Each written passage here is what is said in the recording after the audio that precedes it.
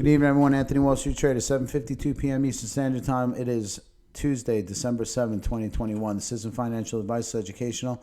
Click the subscribe and the bell, share the video, click the thumbs up. We're here to talk about the graph US dollar, and here we are.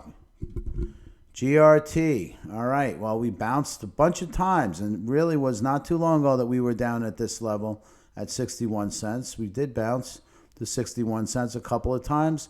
But we're back. We're almost back. I wouldn't say we're fully back, but you know, as of this morning, we were down at 61 cents, pulled back up. So that's a good sign. A couple of things with what's going on this crypto pair. We are starting to see, it could be an inverted head and shoulders. And if this does turn into be that, be very clear about one thing. And I'm going to just try to grab my, pull my little head and shoulders things around here. One, that's left shoulder. This is head. And this one here coming up is right shoulder. See what happens here is that, you know, you get the lower kind of curling action here. This was a wick out, so we kind of scratched that. But generally speaking, you get the point. If this does turn into a head and shoulders pattern, we could easily come back up to 84 cents. And we're far away from that right now.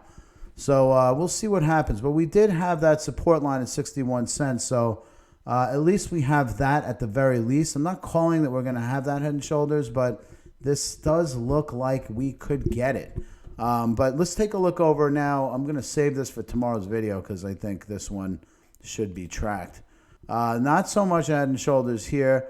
But again, we also have somewhat of a, it's kind of weird, but potentially a downward broadening wedge, a different type pattern, but nonetheless something that we could potentially see if we do wind up breaking above this area here at 1386. I'm going to save this too. We have another broadening wedge to talk about on the next tab of my browser, which is Bitcoin. But something to know here is that we still have a good area of support at 1339.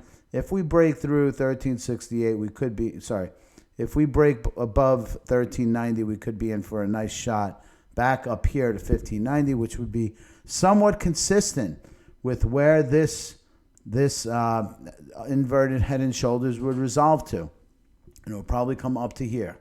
Honestly, it would be perfectly aligned with the resistance area, with where this thing started. It could easily be there.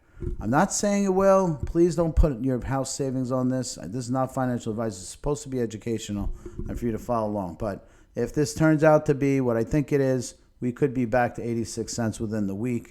In the meantime, the graph Bitcoin, as we just mentioned, again, also somewhat of a bullish pattern here. Speaking of bullish patterns, this is a longer term bullish pattern. So I'm not expecting imminent breakouts here.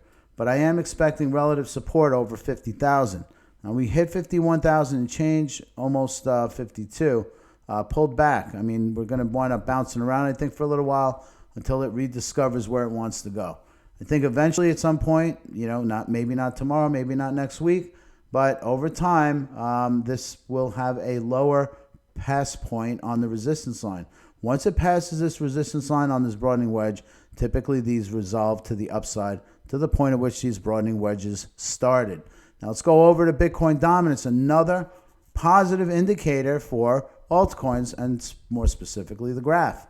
Interestingly enough, we do still have this area of resistance that's been going on since mid-November. It's now 3 weeks in the making. I think we're going to continue to go down here. If Bitcoin stays level or goes up and Bitcoin dominance continues to go down, it's a good sign for graph. Talk soon.